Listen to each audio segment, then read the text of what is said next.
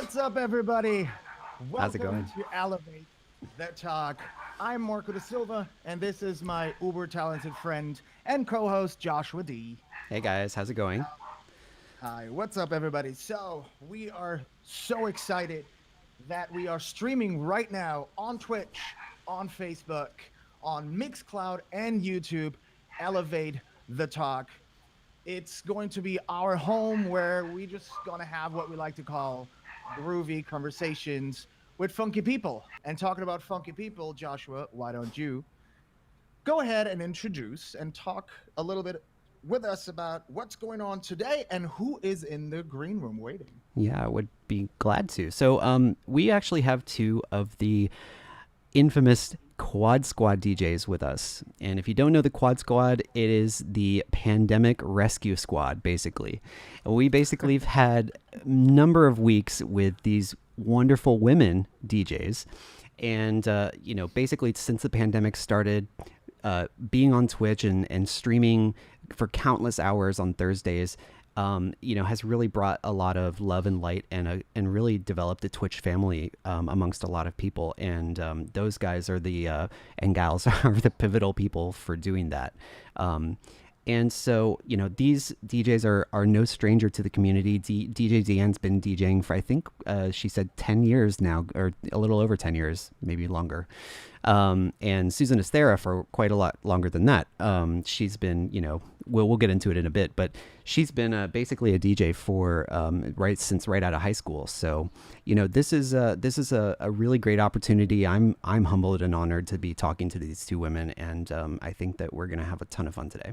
So, Absolutely. Why don't we just bring them in? Also, wait, we have something for our audience. oh We yes. have, go ahead. What do we got? We've got a Google Home Nest Mini, a Google Nest Mini. Damn. Yes, and we're going to be giving that away to one lucky viewer towards the end of the show. So we will let you know when that happens. But stay tuned. You want to stay tuned throughout the entire show in order to have that chance to win. So super excited about Absolutely. that. Yeah. So why don't we do it? Why don't we bring the ladies into the green room? I'm excited, so let's go. Let's All do it. right, let's do it.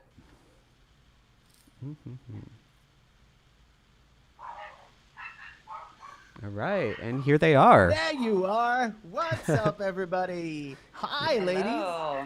Hi. Hello. Hi. Hi. Oh my Hi. God! Look at Hello. that. Look at. Wait, why am I the only one with no glasses on? See, Uh, I'm odd man out. I'm the odd man out. I'm just like. You need to hey. you need to join the nerd club.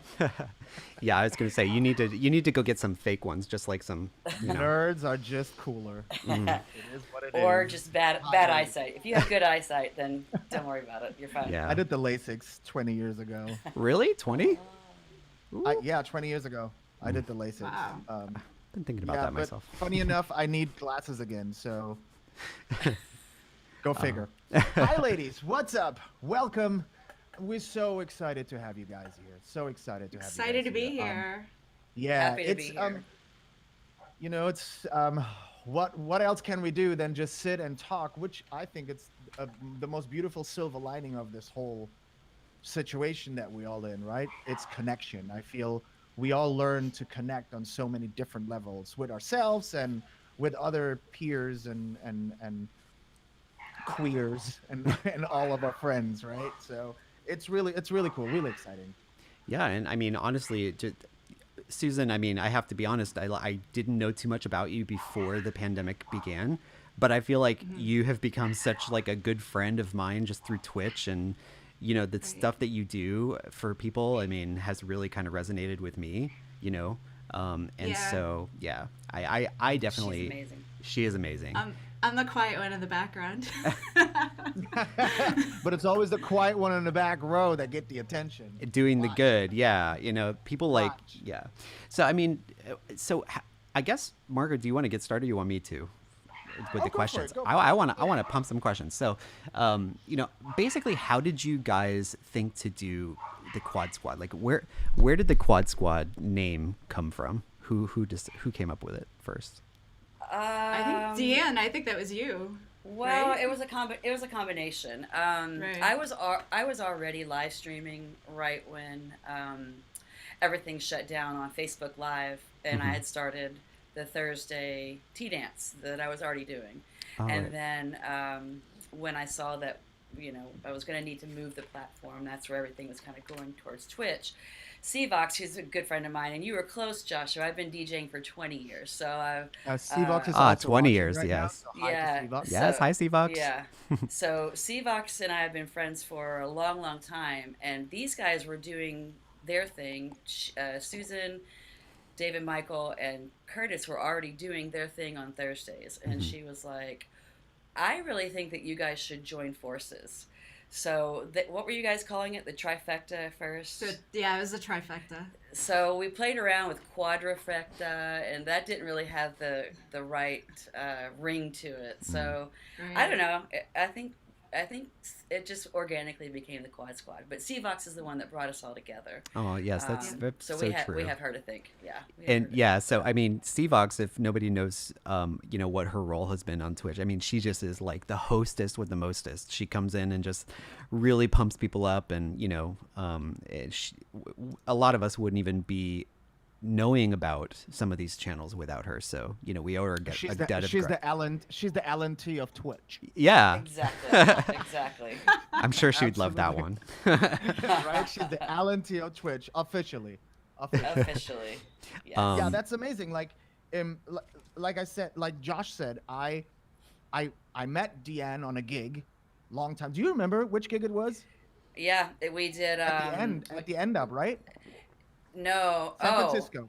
Oh, Yeah. yeah. That's where I met Joshua in person too. That was for Kai. Yep. Heaven, you were playing with Sindel.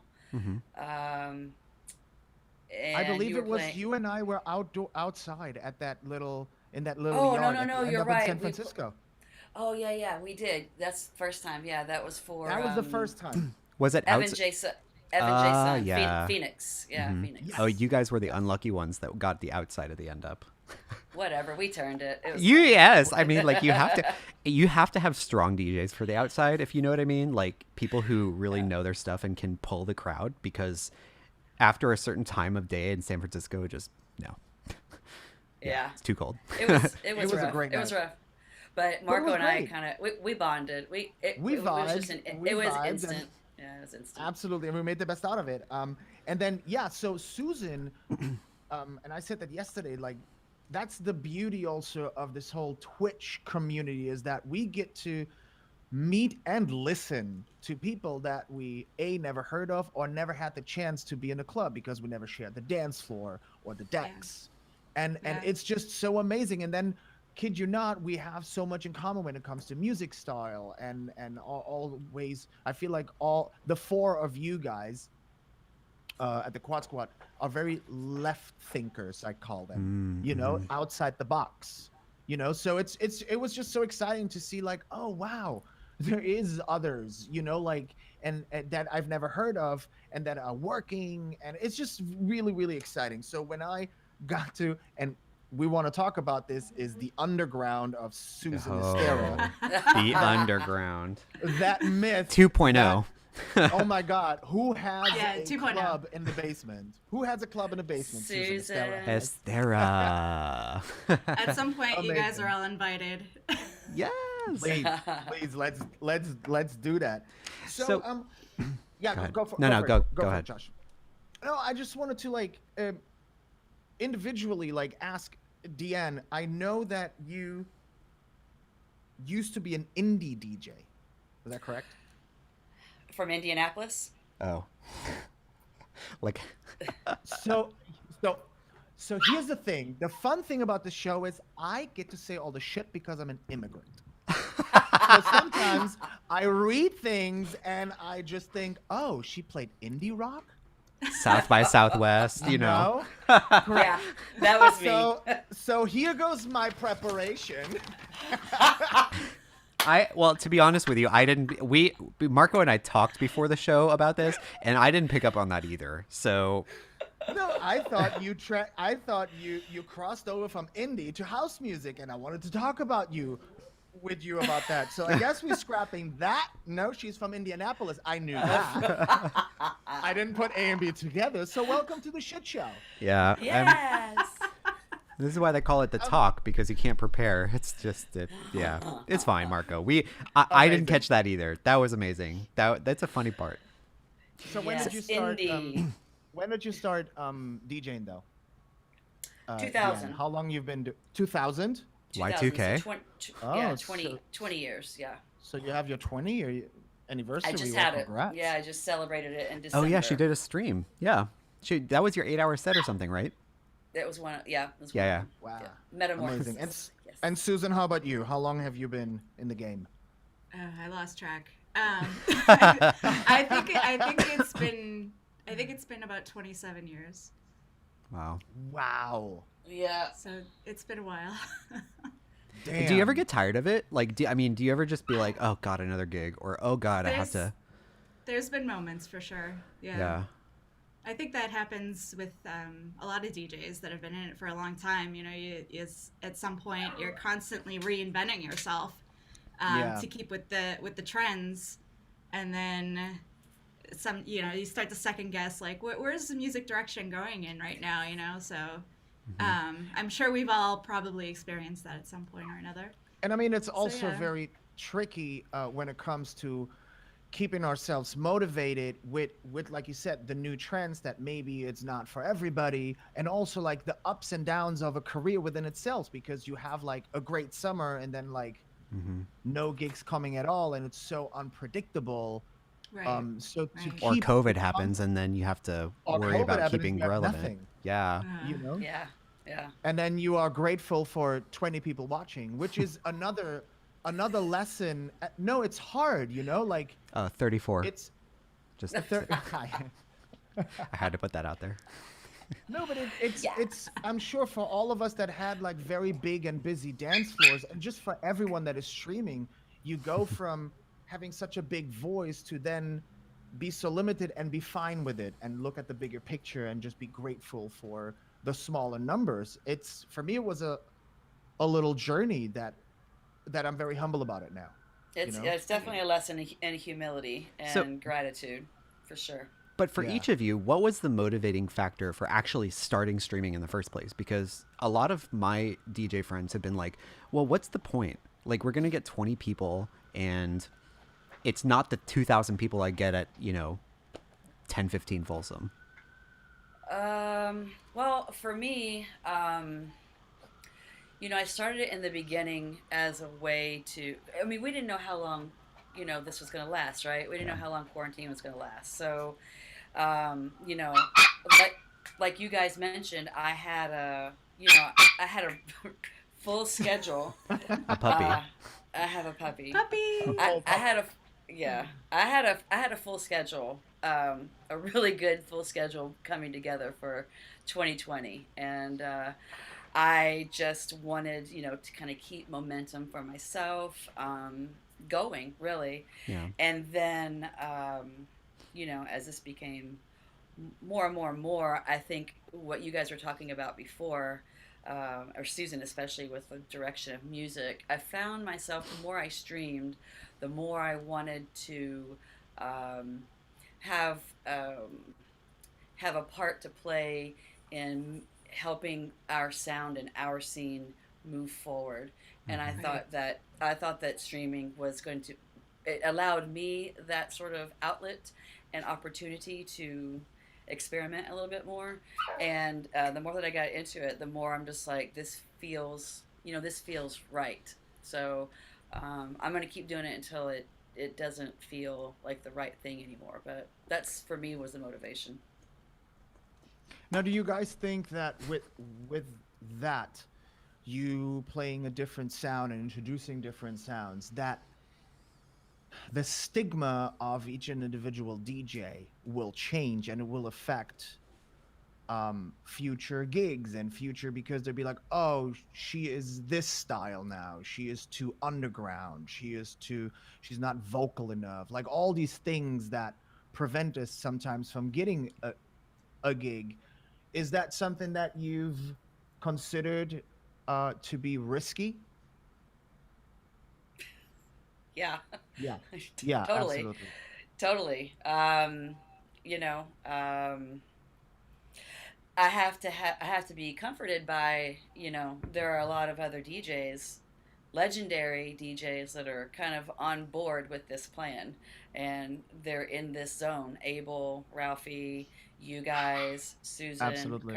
Curtis, and Hmm. we're able to stay in front of people, reach the audience that we have had, reach an entirely new audience, um, and I think really demonstrate each of our own versatility and the layers of us. I say that to Marco, his layers, but Onions. The onions, the onions. Who came up with that? that was me. You did. But I don't know. Susan can probably speak to this too. Like, I just think that there's plenty of us that are, I guess, I don't want to say like paving the way, but, finding a lane where it's like, if you don't, if this is gonna, I don't know. Yes. The short answer is yes, it is risky. The long answer is, the other short answer is who cares? Yeah. I mean, I don't know what promoters are thinking or what's going through their head about, the DJs who are streaming on Twitch. But I do know that I don't care. It's one of those things that is keeping us all mentally stable as well. Interacting with our friends, interacting with our colleagues. Like, I have never seen the type of support for other DJs that I've seen in the last 9 months. Ever. Oh, 100%. And that has been like so enlightening, and it's given me like more hope. Right. But I mean, has that gone through your head? Like, am I going to get gigs as much as I was before, or maybe even more now? I mean, which side of the spectrum are you girls on? Well, for me, I mean, I was more local anyway. I didn't actually travel as much as you guys. And I was working AV tech in clubs. So, for me, I don't, Boston is in this really weird place right now. And I mean, one of the big clubs just shut down, Machine, and it's just one after the other after the other. So I have, honestly, around here, I have no idea what's going to happen in the future after all this is over. It's kind of scary to think about, but I hope that the places that are still around it'll be like, the roaring 20s, but it'll be the 2020s, you know what I mean? And everybody will be going crazy and partying, and that's my hope for sure. And honestly, like, I think you've been networking so much that I feel like, and I mean, there was one stream of yours where like my friend Ryan Ramos out in San Francisco, who is friends with a lot of the promoters out there, is like, oh, we have to bring, he's like your biggest fan, like legit. And like, it's like, we have to bring her out. I love her. I cannot get enough of her. Like, so, I mean, in my early career, I did travel more. But I kind of got settled because I had a lot of opportunity in this area for me. And I managed a club for 10 years for a while. And I sort of just did that and DJ'd once a week. So you had a party called Candyland, didn't you, for a while? I did. Well, I had a big party that I put together at Avalon in Boston. Oh, right. Which is that was like the big mega club in the area, and it's now House of Blues. And oh, right, yeah, they changed. Yes, they had the big epic parties with Chris Harris and Raphael, Gay Mafia. So yeah, I mean, I worked over there for a little while, and I put together that Candyland. It was like a holiday weekend. It was really cool. We had one of those blow up castles, filled with balls, and all the drag queens were like diving in it. It was amazing. I was about to say, where there's balls, there's drag queens. Yeah, it was amazing. It was so much fun. It was like I'll never forget that party. It was a blast. Well, now you're managing your own nightclub downstairs in your basement. I mean, tell us how that started. I honestly, when the pandemic hit, I knew Curtis was streaming, and I immediately, my brain went right to streaming, because I was like, what's gonna happen with all the DJs? What are we gonna do? Everything's shut down. So for me, I needed to do something. I need some sort of creative outlet, and some kind of social to connect with people. So I saw that Curtis was doing his shows, Drum Nation, and I tuned in like that week, and I immediately started messaging him because I knew Curtis before because he's in Boston. And I was like, get me set up. How do I do this? Talk to me about OBS. So I got right in there. And then from then on out, I just started. It's funny because I was watching a video of myself the first time that I streamed. I had my back. I had my back to the camera. Like, I wasn't even looking at the camera. And I'm like fidgeting around. My face is like all up close. Yeah, my views were like right here when I was doing Friday night, and, the camera was right here. Right. It's so funny. How do you get this thing? I don't. You guys. It was so funny. Well, this is not for everybody, you know. Like this, the whole microphone thing and talking is what keeps the audience engaged, but that's not. Oh, absolutely. Not everybody is. It's an adjustment. We were conditioned as DJs, as circuit DJs especially. Do not get on the mic. Unplug the mic from your decks. Unless you are Carl Cox. Unless you are Carl Cox, you are allowed to use the mic. He's the only DJ in the whole wide world that is allowed with a microphone, but it just felt the most random thing. And then sometimes in the beginning, no one is there. And could you imagine Peter Rawhofer like getting on the microphone in the meet? I just couldn't, like, you know, and just I've been working with Why is offernissim late? Why is offernissim late? Where is offernissim? Oh my God! No. I mean, like, thank God we're not. No. Look at how long it took Abel. I mean, DJ Abel. I mean, it took him a while, and I think Ralphie goes on too every once in a while. But and then Abel has the most beautiful radio voice. Oh my God! Right? And I'm just again, like I was watching his Orion, and all of a sudden he starts speaking, and it was like this Barry White effect where you just be like slow motion. I was like, who is this? Like amazing. I mean, all the things that we have to learn, right? It's Benji Bradshaw. You all seem so natural on the mics, girl. It's been like 9 months of practice. Yeah, totally. That's very true. Yeah. And then so, you don't know if your sense of humor really jives with people out there. Like, I mean, when you're in front of a person, you can see physical reactions, right? Like I can see you guys laughing at me, but you know, people are typing their reactions. So you're like, do they think I'm funny or are they just humoring me? So it's kind of like you get a bunch of DeAnne emojis, just DeAnne's face. And then I'm thinking, what does it mean? I don't know. Okay. Hair poof with a kiss. I just love it. So I want to talk something that I'm dying to know. It's because you are two female DJs. Yes. It's the battle of being a female in the industry. A female DJ. We all know in general females have to work harder. It's an acting, it's for sure also in DJing, but you are in the gay scene very successfully, right? So my question is, obviously you have to work harder because I think I spoke with some of you, but I want your opinion about that. But also apart from being females with that, do you think you have to put more work in, basically, than a male DJ? Yeah, and I'll speak for myself. Is like I feel like, especially, you know, even though I've been DJing 20 years, I didn't really fully devote myself to it full time until I moved back down here to Florida. So like 7 years ago. So while I've been doing it a long time, I'm not as well known as others that have been DJing for 20 years. And so my travel schedule, you know, it started picking up once I moved here and, you know, just went full time with this.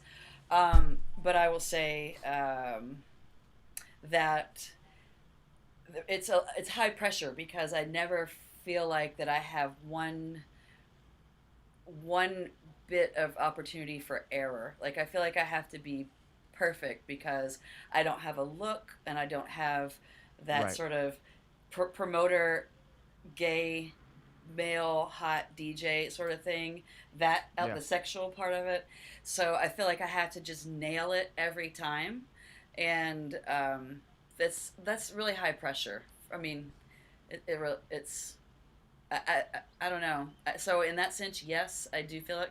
And then in terms of just getting in front of people and networking, it's harder. It's harder because you're trying to find the common ground as a female DJ versus the way that gay men sort of speak to each other.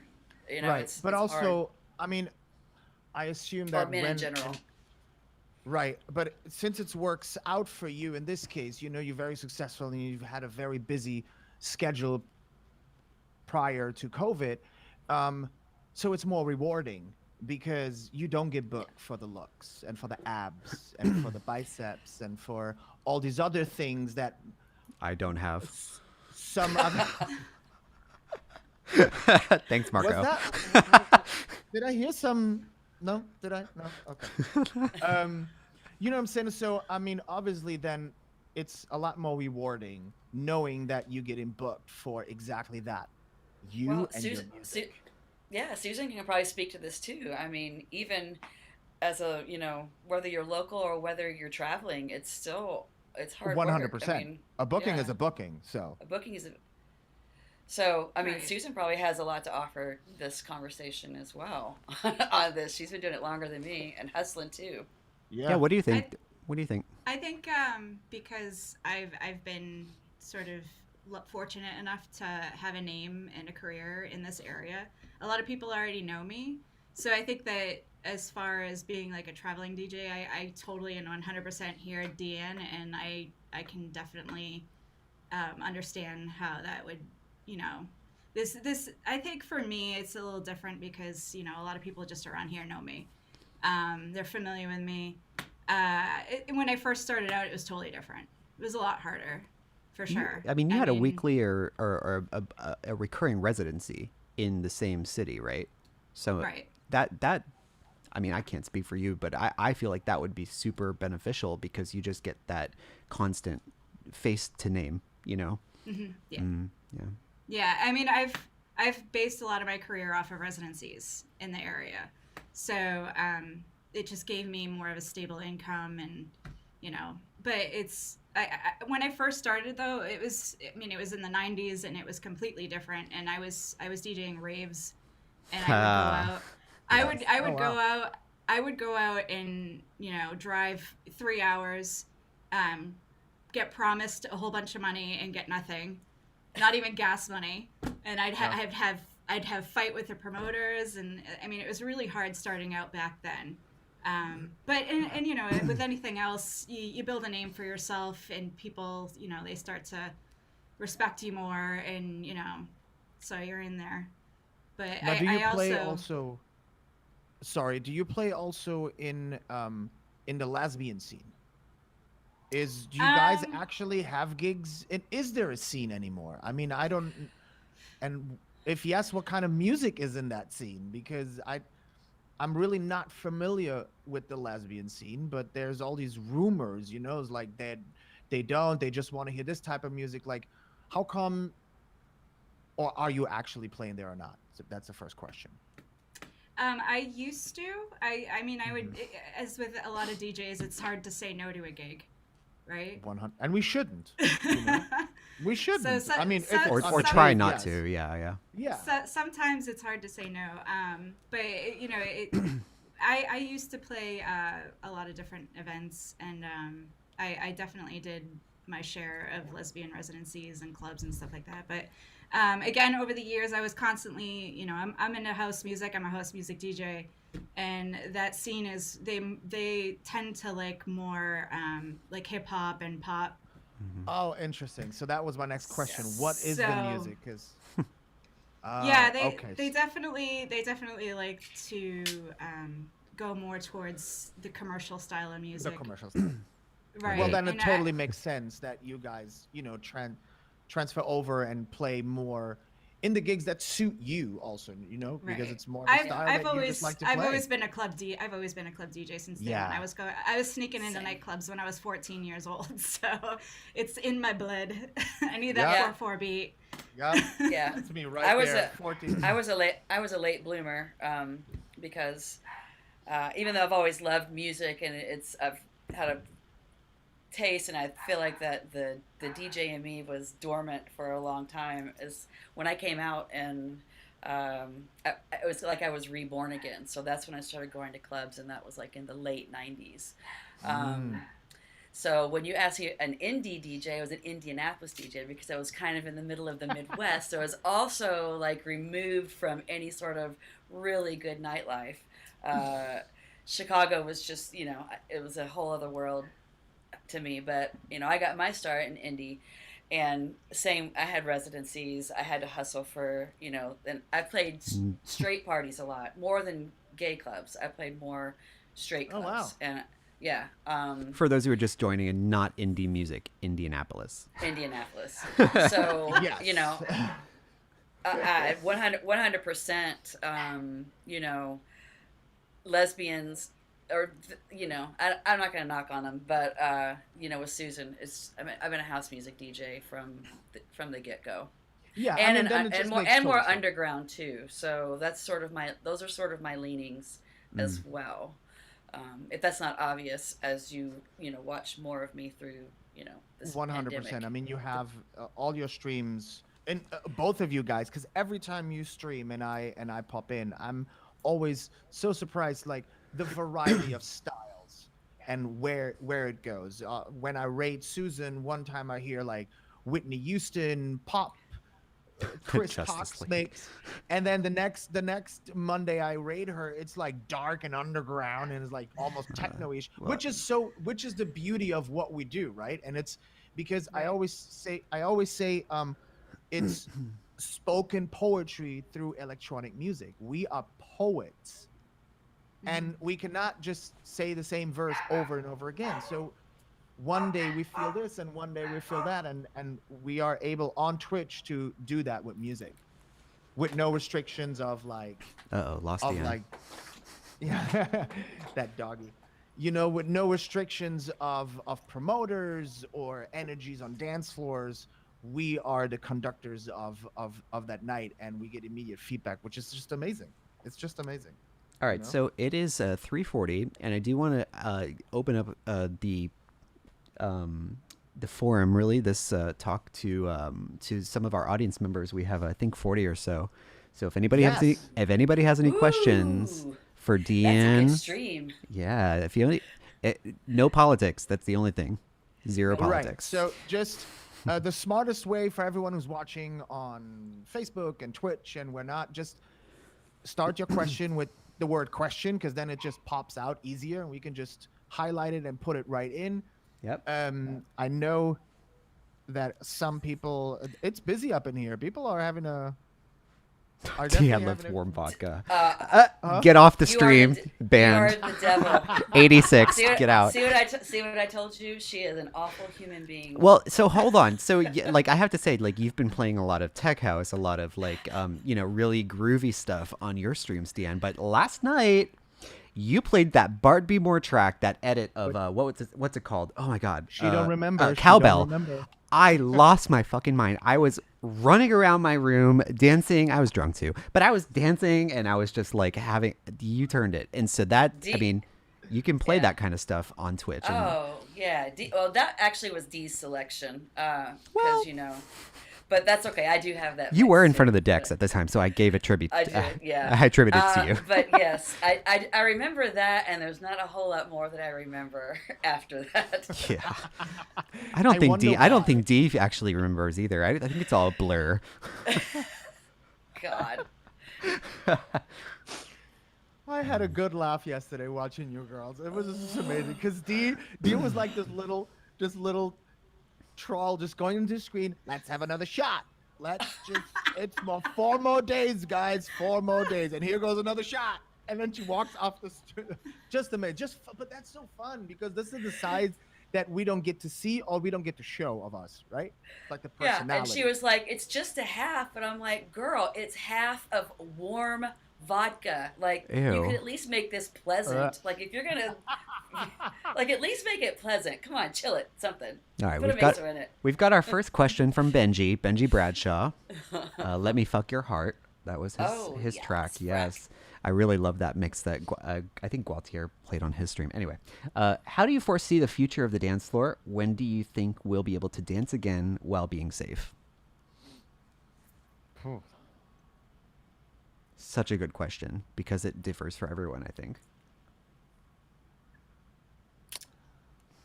The wheels are Right, turning. crickets. Like Crickets for everybody. why don't you go It's first, a tough Susan? question to answer. It's a tough question to answer. I don't know. I mean, when the dance floors are back, like I said before, I think that it's going to be in crazy. You know, I think that a lot of people are really gonna, all come together. It's going to be amazing.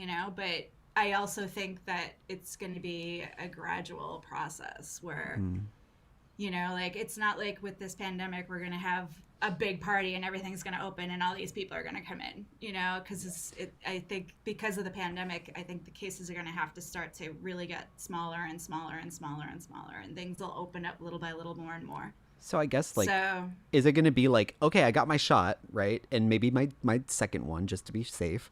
Like, do those people go back and you have like vaccine only parties? Like, or, I mean, what's the threshold for the bar owner or the club owner as well? Like, for risk, I think that's the real question is the promoter and the venue and the bar owner. How are they going to behave? Because we're already seeing how people are behaving to the little bit of freedom that they have to go out. Like they're doing it. Yeah. Whether it's, we don't have to go totally into that conversation, but I think people are going to go, and and it's no difference between gays and straight parties. Nope. Like it's No, happening. not at all. So I think it's going to be the comfort level of the producer of the party, and my opinion is that, like, the challenge now is finding a large venue or an outdoor venue, but being okay with supporting the party with fewer people.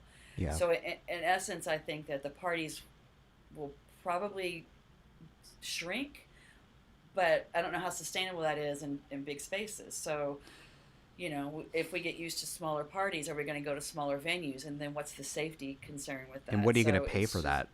What are you going to pay for that? And then what are we going to get paid for that? And then how does that, it's so up in the air. I personally would like to think that it becomes a little bit more intimate, and it kind of feels like a rebirth of nightlife again. And it's reimagined, and it's, gets sort of a facelift, and it's fresh, and people are grateful for the opportunity to spend time with each other with good music or whatever the entertainment is. But well, that's the optimist in me. I'm not exactly sure. I will tell you one thing that I hope comes out of this. It is a huge lesson that every single DJ who is a full-time DJ has learned, is that you guys have no protection from the government or from anybody. And that needs to be where the music industry really puts their muscle behind, is like finding a way to have insurance or like a backup plan of some sort. I mean, businesses have them. Why can't DJs have them? I mean, union members have them. Why can't DJs have them? It's a question to ask. That concept of a union for DJs has been in the ether for as long as I can remember, but no one's kind of stepped up to the plate to make that materialize. It's just very tricky, me coming from the dance world where we have unions. Yes. And there's no union for choreographers, and I mean, still you work at scale, right?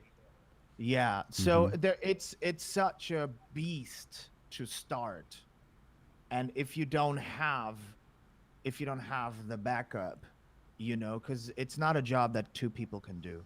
Right. To start a union for DJs, and we're talking about our immediate community, right? But I mean, why hasn't there been a DJ for general in the straight world? And because I guess it's just not that easy. And I always say I wish there would be some guidelines that everybody would respect, but that's just also difficult to judge because everybody has a beginning, and everybody needs to do that free gig and needs to do that low ball gig to just get an audience. And yeah. so, like it's that fine line because, you know, I was too privileged that I didn't have that struggle because of my career before. But I am very aware that that's not the case with most of the DJs. You know, I understand that they have to undersell themselves just to get an audience, just to go out there, right? But it hurts just the bigger picture. It Well, hurts the bigger picture. we have about 15 more questions. We really Go for it. we really stepped in it for that one. We should not have. All right, so let's see. Well, we've got. What do we got? I got Adam has a beat. Mark DeMarco. What's up, Marco? Yes. Do you think once clubs reopen, it will be a different crop of DJs, or at least let different styles of music from these DJs like play? We'll let them play whatever they want, basically. Well, not whatever they want, but within reason. Interesting question. What do you think, girls? I think yes to both. I think that there'll be a new crop of DJs from Twitch because more people are getting exposed online via live streams and showing the world their talents. And what was the second one? I forget already. Do you think that a different style of music will be accepted? Oh, well, that's another thing, and I think a lot of us DJs are out there pushing different sounds and playing with different sounds to see what gets more attention, what people like more, what I personally like more as a DJ. I mean, I've been playing more Afro house, and I'm like obsessed with it lately on Tuesdays. Yeah. So I like that a lot. And then there's a lot of different genres out there that I'm diving into that I think, and I'm hoping that we'll be able to carry over to clubs once things open back up again. I think it would be great. Deanne?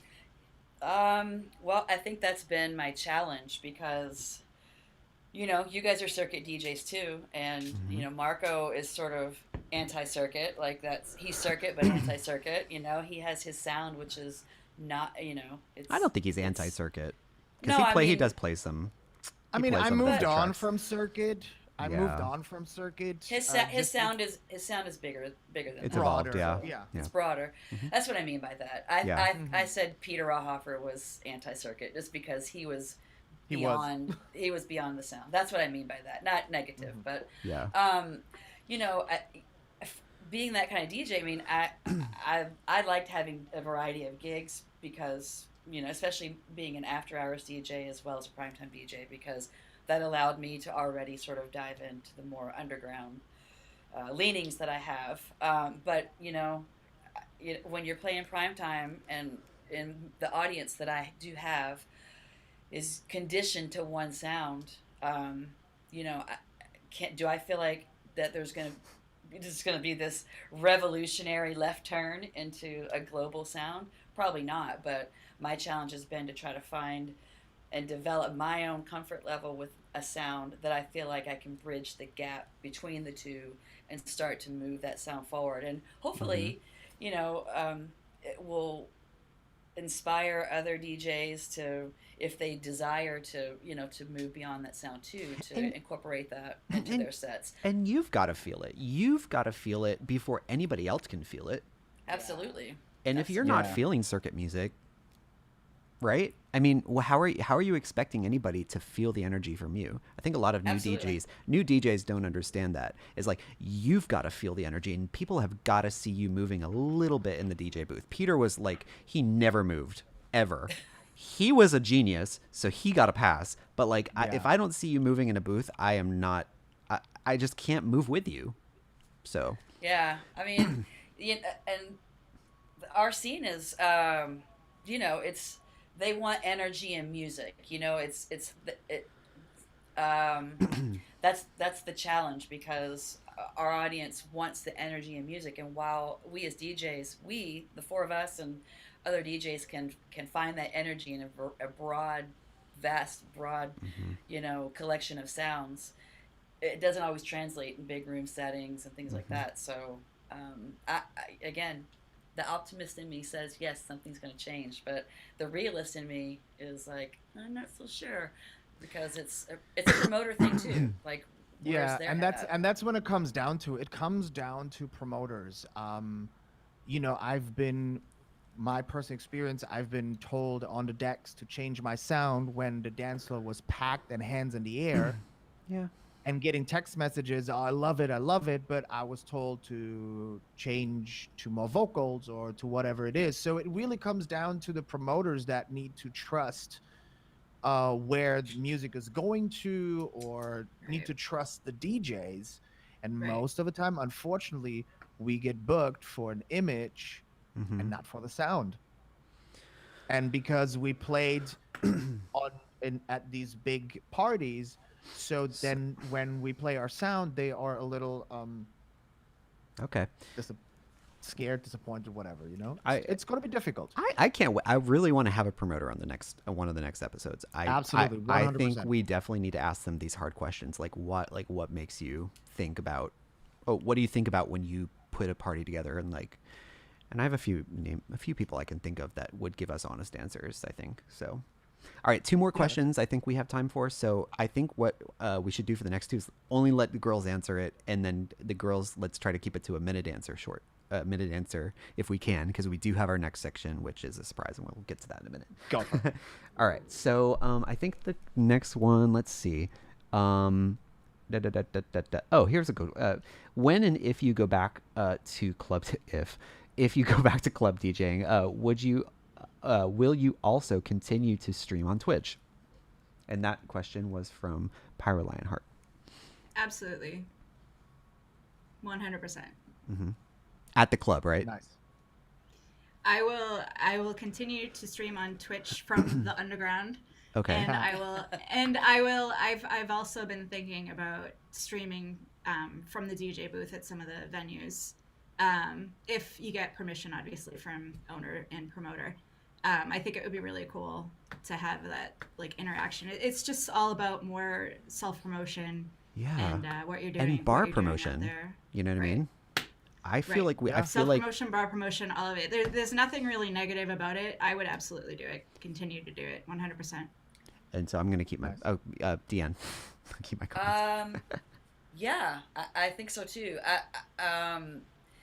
I think that the obvious thing for a traveling DJ is to incorporate that into the event, and then the weird thing was, and I have 1 minute, so I'm gonna cram it into 1 minute.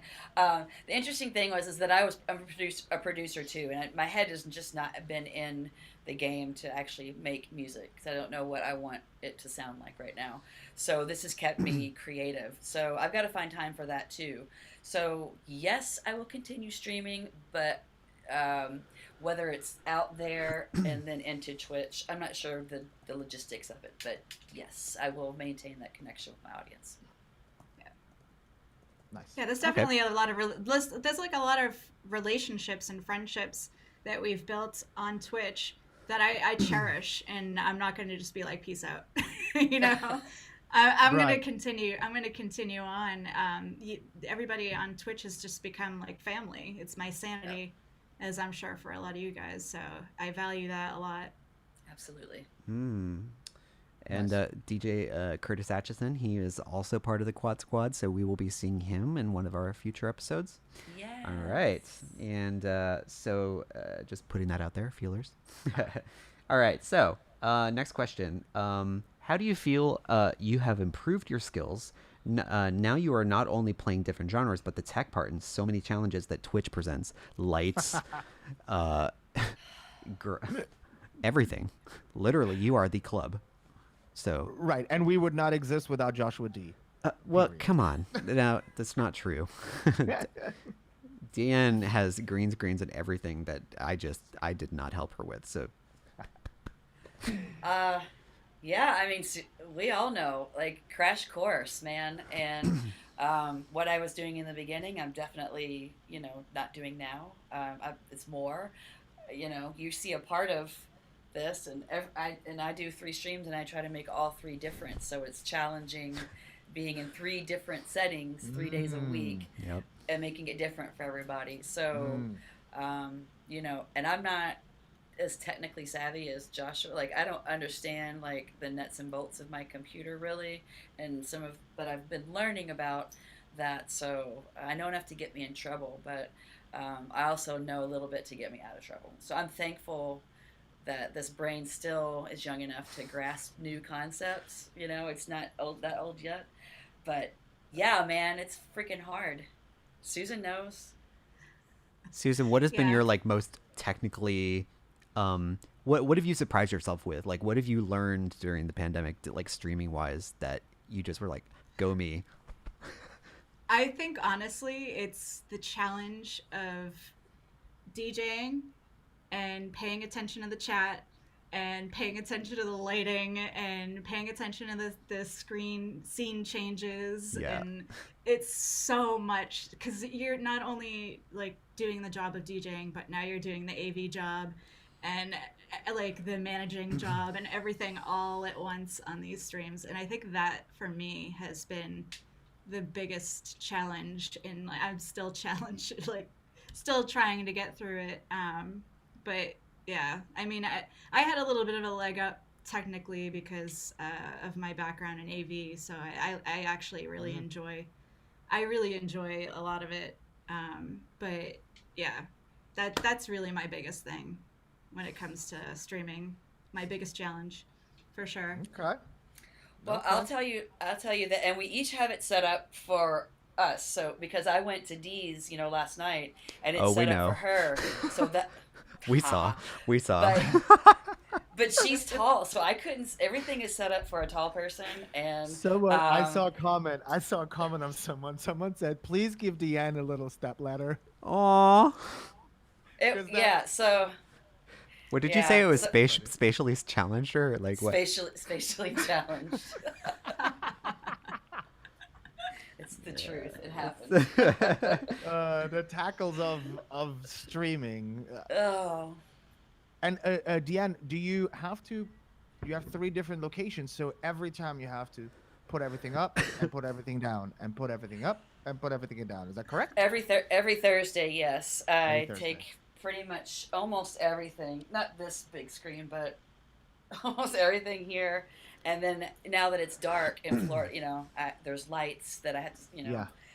So that was an addition. So yes, every Thursday, and then feel you, Sundays and Tuesdays are here, but one is full green screen and the other's like a hybrid. So whatever.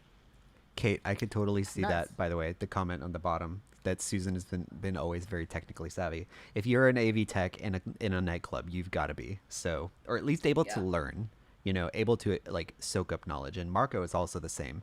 You know, I tell him once and a lot of times he gets it and I don't know if that's his like dance training or what it is, but like he just, and also he's very astute. He's like always wanting to learn.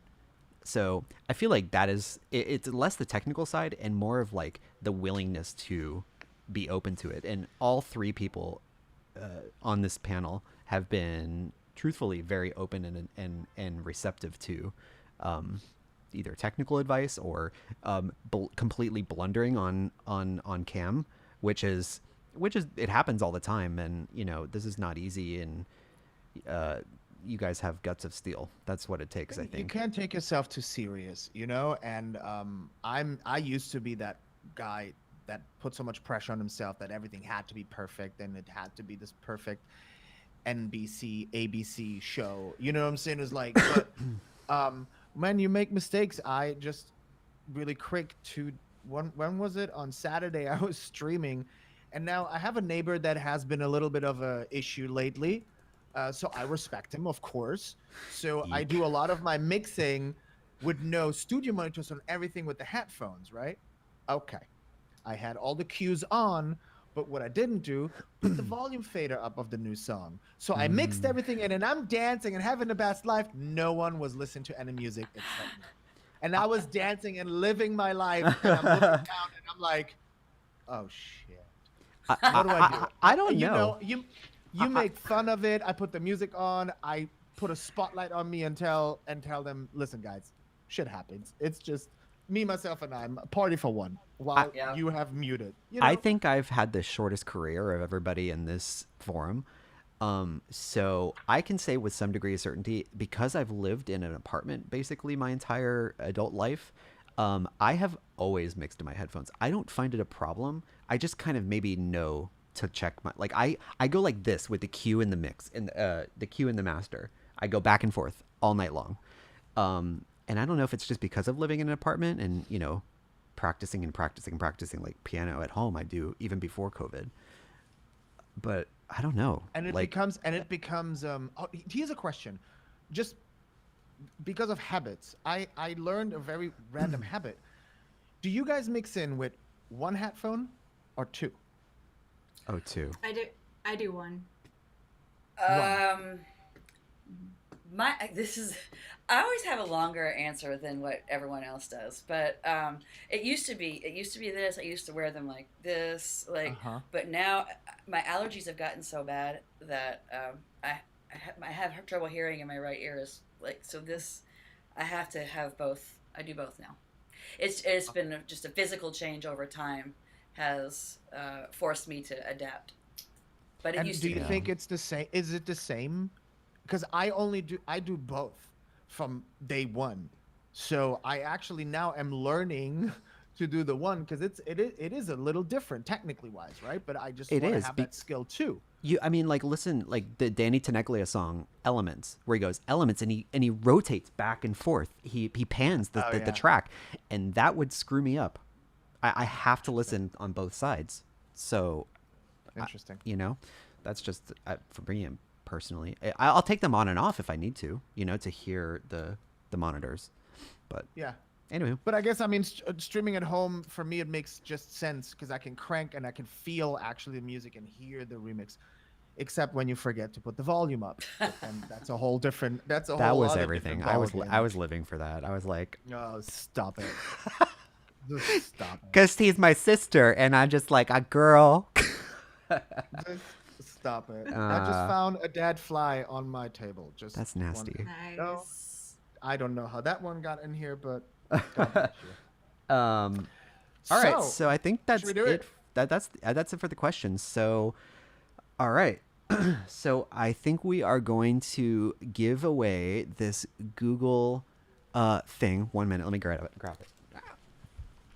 Right, and while Josh is going, so we're gonna end up on a funny little game. So what we're gonna do is called Riddle Me. Walking over everything in my studio. Okay. Yeah. So just so you guys know, go for it. This is the Google Nest Mini, and it is all yours, special person that we haven't chosen yet. But basically, as a thank you to everybody who has come in, we're going to draw one random name, and I'm going to ask one of the girls to do it. So just pick a screen name at random. Go ahead, Susan. Which one? I know we should really just have like a. All right. I wonder if I could do it. I'm literally gonna close my eyes. I have everybody in the thing right here. Feet. No, feet is a bot, isn't it? Yes. We won't do that. All right, hold on. All right. What? Do it again. No, she's got it in. I mean, if you're not in Twitch, get to Twitch in like the next 2 seconds. All right, I got Chris Powell, ATL. Oh, wow. shit. Powell. Yeah. Yes. Oh wait, where's my? Oh damn, I don't have my. I know I do. I was like, wait, where is it? Oh man. Yay. All right. Well, anyway. Congratulations. Yeah. All right, Chris Powell. Well, get in touch with one of us. Yes. Oh, here it is. Wait, no.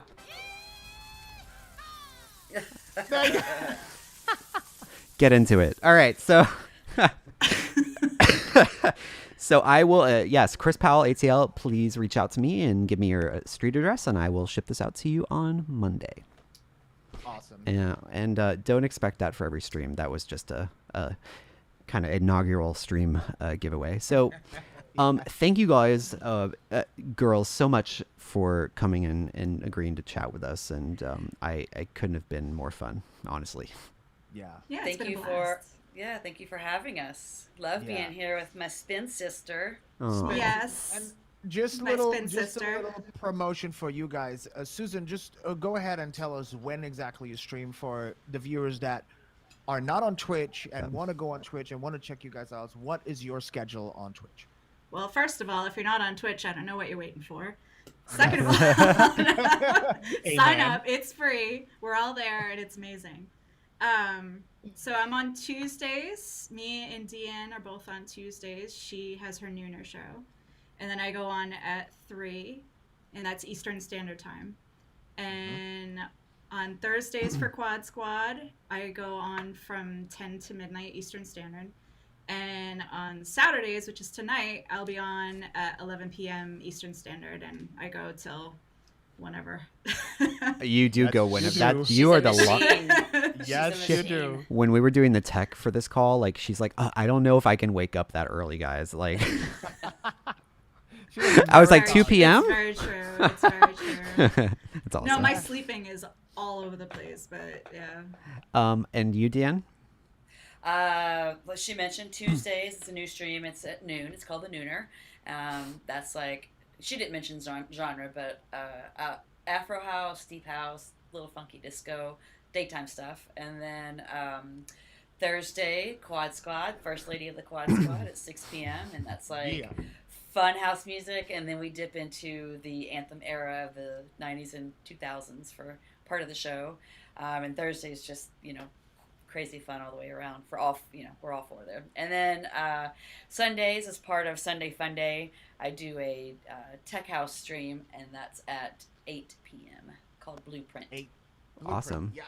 Make sure that you guys both send me your new streams, by the way. I do keep a calendar for everybody who's watching of all the streams. So if you have a stream out there and you want it to be on the calendar so that everybody else knows, please send it to me. I'm more than happy to add it.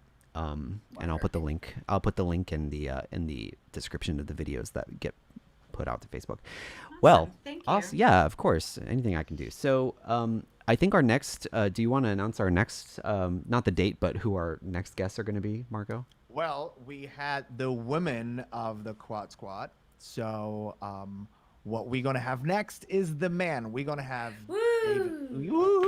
Curtis Atchison and David Michaels are going to be our next guests, so that we see and hear the male perspective of the Thursday that took over on Twitch.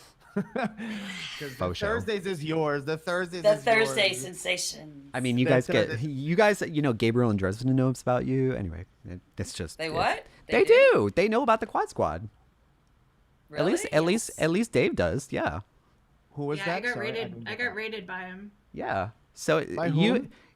Susan did, and also I think Curtis did once. Curtis is more than once. I Yeah, think. more than once actually. Yeah. Who are we talking about? Sorry, I Gabriel and Dresden. They're They- they're like trans DJs. Oh my God, Marco de Silva.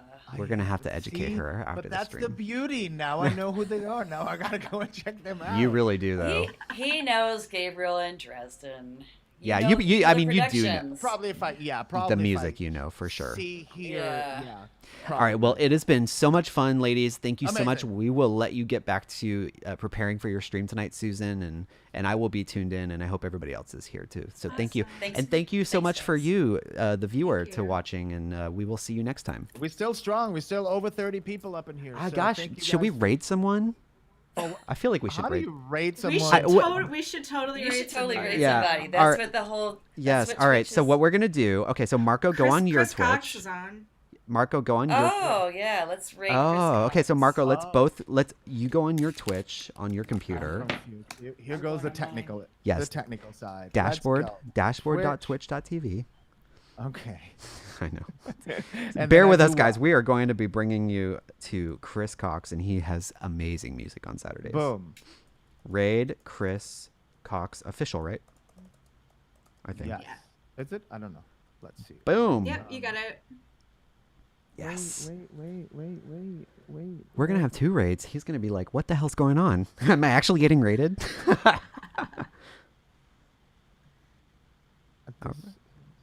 Oh, there we go. And there you go. Yeah, your video just cut off. All right, guys. I think Marco is. Did you? If you're on Facebook, go to Chris Cox official, Chris COX official on Twitch, and surprise him and be like, "I'm from Facebook, and I wanted to support." It's gonna be great.